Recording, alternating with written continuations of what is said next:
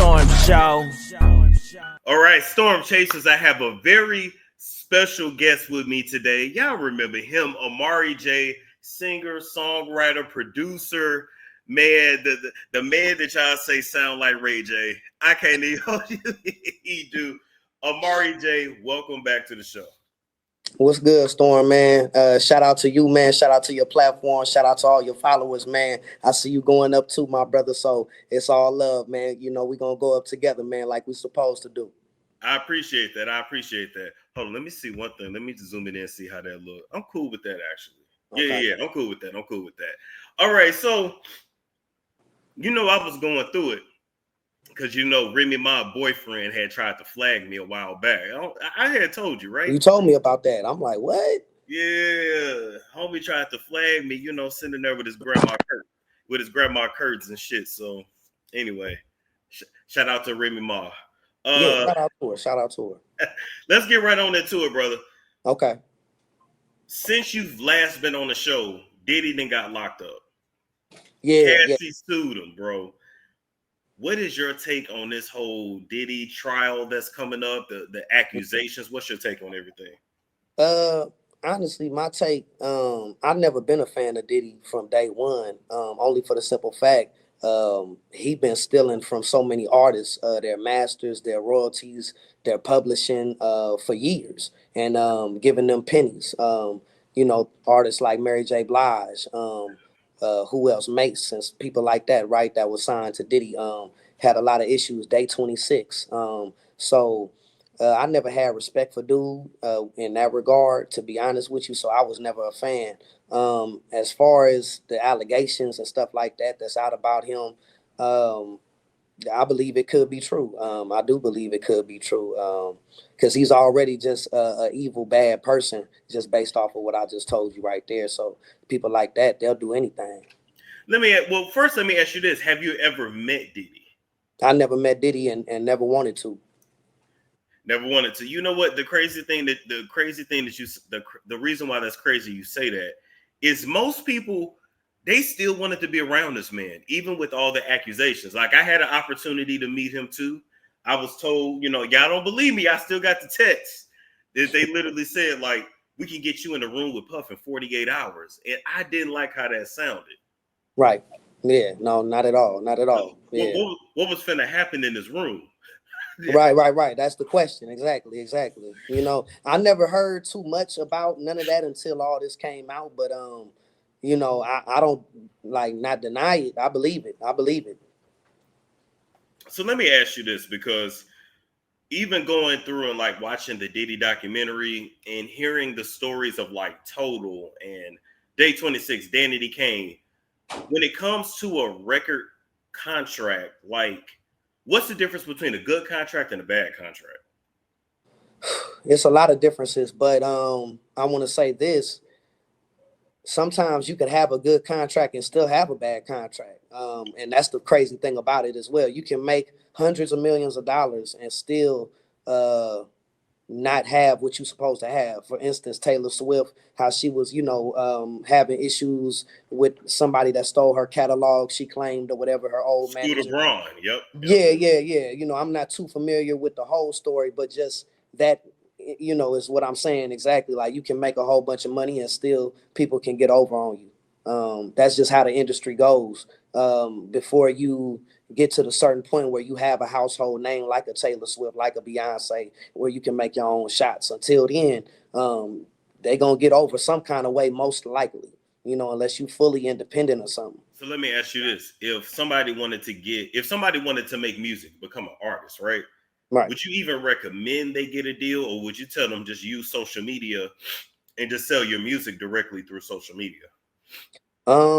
Years ago, it was all about getting deals. I came from an interesting time where, I got to see that, but I also got to see the new generation of what's going on now, which I'm still in the new generation, but I got to see the tail end of the record labels and things of that nature. When it comes to that, back then I would say to go with a deal because they have the resources, the power, the money, the clientele, the other artists to actually make something happen. So today's time with social media and the internet, you might have a better chance making it in that way. But at some point, you will have to have a partnership with somebody of that nature, get a sponsorship, maybe a distribution deal, and maybe the label only makes 10 to 15%. But yeah, but nowadays, nowadays that's the type of deals that artists are signing versus back then where the label gets 80% and the artist get 20. But also it's like what type of pinnacle you trying to make it to. If you're trying to be the next Rihanna, then you're gonna have to damn near sign that deal. If you want to be the next Beyonce, then you probably have to sign that deal. As you can see, that's what they all had to do. It's very rare that you're just gonna be independent and be the biggest successful artist. Like Even Tory, like Tory Lanez. right, exactly. And he's still not a Beyonce or these people that we talk, Chris Brown or people like that we talking about as well. You know what I mean? So um, when it comes down to being like a legendary artist, that's why I say how far do you want to go with it is really the question. And if you're okay with being at a certain point and a certain level, then that's fine too, because you still gonna make millions of dollars. You still gonna tour the world. You still gonna do everything that them artists do. It's just that they're on another level and pinnacle. Okay. That And actually makes sports. sense to me because I'm thinking like even when like you work a job, you got different levels, you got different departments, you got different pay Correct. grades. So okay, I get it. Yeah, I get it. So straight up. let me ask you this: Is the Illuminati real? Um, I don't believe it's called that. Um, if it is to be real, I don't believe it's called that. I believe that that's just maybe a cover up name or a name that people got familiar with and just started to use. But as far as the Illuminati, there is something that's out there for sure, Okay. that you could that people would consider Illuminati, Okay. and probably shouldn't have did it. And, sometimes I think that it wasn't the best decision to do or make, but it was what it was, and it happened. Um, from there, Atlantic Records, like I'm just doing a lot. I'm like on a real promo run. So it's people that I'm linking up with that already know me, and it's people that I'm trying to get to know. So I'm outside the labels every day, as well as doing whatever else I'm doing. So passing out my music, whatever it is. Um, Somebody from the label Atlantic Records um, took a liking to it and wanted to bring me up in there. So they bring me up in there. Um, we had multiple meetings, multiple conversations. Seemed like we was getting to a negotiation, and nothing ever transpired due to me turning down um, the situation.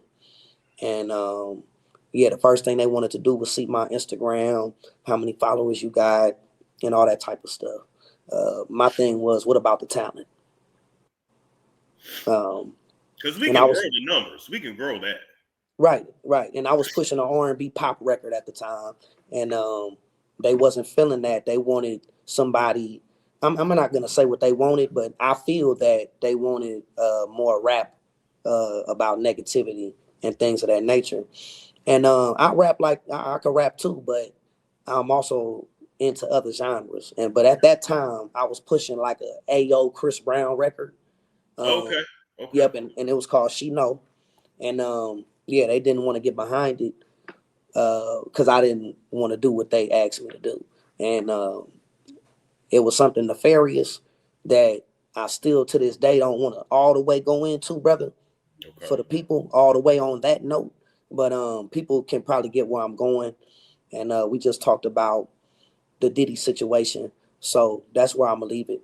All right. That's where I'm going to leave it. I turned it down, and everybody stopped answering the phone from Atlantic Records. Damn. Everybody, people who I made relationship with outside of that, right? They all stopped answering the phone. Um, yeah, they asked me to do some things I did not want to do, and it would have compromised uh, who I am and what I believe in, and uh, probably would, like I said, it would have been some type of a party. That's all I can say. Well, at least you got your self-respect. Right. Yeah. So I respect anybody that can say, you know what, I'm not finna do that shit, especially if that ain't who I am. You ain't finna make me do this shit or talk me into this shit. So Exactly. I respect that because most motherfuckers would have folded. Yeah. And a lot of people, even my homies that I ran it by, of course, like they was even like, man, why don't you just, do a little something? And I was like, oh, really? I'm No. not selling my soul or whatever the Then it case. make you think, damn, who am I sitting next to, nigga? You would do that? Like, golly. Right. That's what I'm saying. And you can sell your soul in many ways, like we said, other than just actually selling your soul to the devil. Like it's many ways you can sell your soul. So unfortunately, that's where we were at. So at that point, they knew I was desperate. Cause see, the thing is, Atlantic Records and Warner Music Group, they was in the same building at the time. Not any longer. They moved locations around, but they were in the building at the same time. So somebody from another distribution company that was really Warner Music Group, and I'm thinking I'm signing the Warner Music Group all the way, like it's all good. I'm thinking I'm getting a Cardi B deal, and they ain't giving me the Cardi B deal. They signed me for the time being. They gave me in advance, but it was what it was. Unfortunately. Damn. Okay. What? Yeah. So like basically with that situation, how do I start with that? They okay, all these labels, they got thousands of artists or whatever. They got hundreds of artists that are signed to the label and you never heard of them in your life. Go look on their websites right now. If you look on Atlantic Records website, the artist roster, go look on Warner Music, the artist roster, Sony, all that. It's all the same to where it's so many people that you never heard of. So what's going on? Why are all these people signed to these labels and you never heard of? Mm. In my opinion, they on the under probably stealing their stuff. And I feel that's what they was trying to do with me. I'm gonna be honest with you. I don't even own my masters. How does an independent artist not own their masters? They swindle me like that. Damn. Well, on top of some other people. Like that's what I'm saying. Like it's people in the label that'll give you these deals, and it'll look like the deal you think it's gonna be or should be, and it's not. Did you have an attorney to look at it, or No, did? Oh, they okay. had their own attorney, and they made it seem as though, hey, we actually have an attorney right here that for free that you can use, and they'll look over the contract. So I mean, I at least did that, but I But didn't of have. course, their attorney works for them. Yeah. All I know is they put a whole bunch of money on the table, Okay. and I never seen this much money in my life, and I needed it, and that's how that And they happened. know that. They know that. Yeah, They know what they're doing. They right, know that. Yeah. right. So from there, basically, they wanted 5 albums out of me. So I put out the first album and it's no promotion. I'm like, wait, what's going on? But I'm like, shoot, I still got the money. I got this, I got that. I'm good. You know what I mean? I ain't even worried about them. Yeah. I'm in a condo, I'm chilling. One day somebody just knock on the door. I'm like, what's going on? They like, you got to get up out of here. I said, what you mean? Listen, we got some things to talk about. It was in suits and everything, briefcases, paperwork. What? I'm thinking I'm living high and mighty. I still got bread. I still got money. And so they didn't give me no promotion. This is, a couple, months, a little months later or whatever. They didn't give me no promotion on the album. I'm thinking that they gonna promote the album. I signed the deal with no promotion.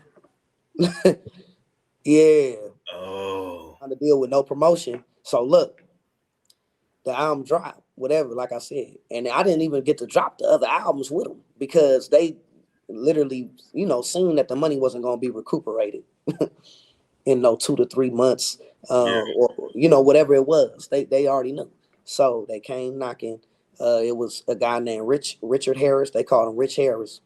And he was one of the guys that worked with a lady named Kanisha LaFell. But see, I didn't know that they were kind of in cahoots together. Kanisha, the lady from Atlantic who I was in talks with, he on the Warner Music side, but they all kind of, you know what I'm saying? Yeah. So it was what it was. Because I'm thinking in my head still, every deal can't be this nefarious. But little did I know, It you know, can yeah, if you want to be signed to a label so bad, they'll give you what you want. If you want to be, that's easy to get signed to a label. You really want to get signed, so they'll give you what you want. But it won't be any of the terms that you may think it's on. Unfortunately. Damn. I just I can't imagine I'm chilling and then get a knock at the door like, oh, we got a problem. Like what? So Like, they pulled out papers longer than I ever seen, talking about all these expenses. I mean, they had hotels. I mean, they had like the rent for the condo, 10,000 a month. You know, stuff like that. Limo rides was $1,000. Um, I mean, the water in the room was $100. Like they were adding up all these expenses because they had the money and the power to. They're giving all this to you. You think, and look, they taking me to Morton Steakhouse, which is Roof Chris level, $100 meals. whole time you paying for it the whole time. Listen, no, I'm taking out 10 people and I'm not even knowing it. Ooh. They all telling me just come with us, and they all got money, so I'm thinking I'm good, right? And they putting it all on my tab. Damn. So whatever happened then, I'm still trying to release music from there. They start holding up my records. And every time I drop something, they get it taken down and stuff like that. Throughout that time. And so it was crazy. And I thought we was done with that because that was years ago. And then so I had to get lawyers involved. They drained me, dry money. I'm in debt to this day due to all that. And so yeah, the judge seen through a lot of it and tried to do what he could, but it wasn't, when you sign a contract sometimes that's non-negotiable, Yeah. that's it. That's it. Over with. Ain't too much you could do. So they definitely got my biggest records, some of them. And but as far as my masters, they're all gone. They've been stolen. Sold probably to somebody else and sold to somebody else. Damn. I don't even got my masters. So what about music that you make from today going forward? Would you So this is what it is. I was good. I want to say about 2022. I was good. That's when I dropped my album, Mr. Buster Move. That album was good, great. And then every album or maybe it was like Road to Redemption. No. Road to Redemption. I was good from then.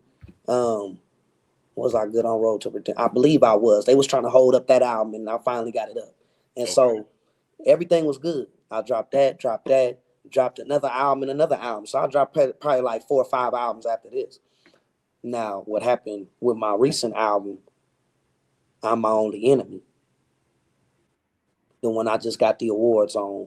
Yes. The Underground Music Awards on. Unfortunately, it disappeared from the internet. And shout out to one of my good friends who's a lawyer, Shane Reed, who I grew up with as well. Went to kindergarten with him, and we reconnected later in life. And he's been giving me a lot of advice and mentorship. All I know is I got an email saying that we bought out the beats, we bought out your producers, and this album we own 50% of the publishing off the bat. And you got to take this album down, or we're gonna take it down. Yeah, So I got it right here. We trust that you will handle this matter to avoid further complications. Right. So it's like you don't even own your own music. Correct. And this the only album I didn't damn near receive too much money on compared to the other ones. Like I didn't really receive. I was wondering what's going on. To be honest, I was about to contact some people because I'm like, where's the money at? Yeah. Also, it was money in the account the day that they sent that notice. So I go to the account and try to withdraw the money. and they're like, oh, it's under investigation. Wait, I Under think investigation. too. The Sutton Tune Court, right? Correct. Says thank you for getting back to us in the effort to be fair to you. We took some extra time to investigate why this release was denied. That's when we tried to release it again. Damn. So we tried to release it again and it got denied. Why is every other album on all good? Every other album all good, but this one, the only one a brother finally get that award. Just like how I don't even want to get into that part of it, but yeah. I'm just saying, it's like you finally get some shine, and it's like, okay, we gonna snatch your shit though. They didn't want it to get no bigger, in my opinion. So is that why then the music company started to put these stories out about you in the media? They I don't know. That's actually been happening since the Warner Music days. So okay. Due to that, that's when they've been putting out whatever they can. Okay. Damn. So let me ask you. Trying to demolish your name, stop your money, stop your fan base, stop people from fucking with you. Yeah. Correct. Exactly. Yeah. And it's embarrassing. They know what they do. They know what they do. All right, cool. So let me ask you this. Where do you go from here? What's next? That's the hardest part. That's the hardest part. Like I said, when you look at an artist's lifespan, every album ain't gonna be the greatest album that they ever dropped and all this. It's not very much that you drop an album, then the next one gonna be better than the next one, or the next one's gonna, Michael Jackson dropped Thriller, and then what he, it will get what I'm saying. So every album ain't gonna be no Thriller. You lucky that you get a great album, a Grammy Award album. You lucky you get one. You know what I'm saying? So it's interesting to me that all of this happens after a brother make one of the best albums he done made in a long time. That's all I'm saying. I'm getting a lot of recognition for it. But every other album is still up. Okay. Is there? Well, I guess at this point there's nothing more you can do, but continue to fight. Right. Man. So okay, so let's move the conversation a little bit. For artists that want to come into the industry, what are some things they need to look out for? If you had to give them a master class, okay, look out for this. I made a mistake here. Don't do that. What would you say? Man, everything we pretty much just talked about, brother, to be honest with you. But I do mentor a lot of artists today and things of that nature. As you know, I done started a whole youth program and different things of that nature, and also implementing myself into the school districts and things of that nature. Just trying to continue the good work of people like Nipsey Hussle, Tupac, and Michael Jackson, humanitarian work and saving these kids, because that's all it's about as well. I want to make sure that these kids don't fall down the same path that I fell down, or even worse, man. So I could live with that in my soul every day, while these sharks are out here stealing from people and whatever else. They're gonna have to deal with that at the end of their life. That is very true. And shout out to you for your, I don't want to say charity, but it is kind of charity, but just shout out to you for giving back, right, and doing your part to saving these kids as much as you can. Man. Being a good influence. I know, especially with teenagers, they might not get it today, but 10 years from now, they'd be like, you know what? Mr. Jones told me, and then I don't know what they call you, but right. He did tell, the lessons that you teach them do stay with them. So, yeah, man, yeah, definitely, and we want to keep that going, and it's been one hell of a ride, and a crazy, just a crazy movement, crazy music situation, but I don't mind sacrificing my life and myself for the better good of everybody else. When you look at a person like me, you can see my life and see the goods, the downs, the highs, and the lows. Sometimes when these kids and students walk up in these institutions, they don't see that when they look at their principal. They don't see that when they look at their teacher. And they're probably not going to divulge all that information to them, but that's how I use my life as an example of what you can do and can't do, or should do and shouldn't do. You get what I'm saying? And you know, I always want people I always tell them, you know, you're gonna be bigger than me. I love that. I love that. Before we head out, talk about anything else that you want the people to look out for you for. Tell them where to find you, follow you, all that.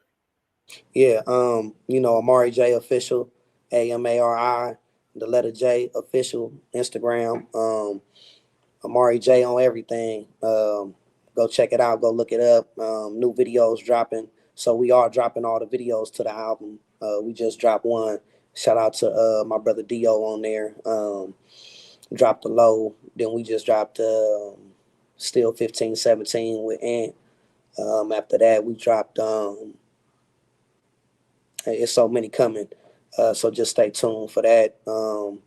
Shout out to my Philadelphia Eagles for making it to the Super Bowl.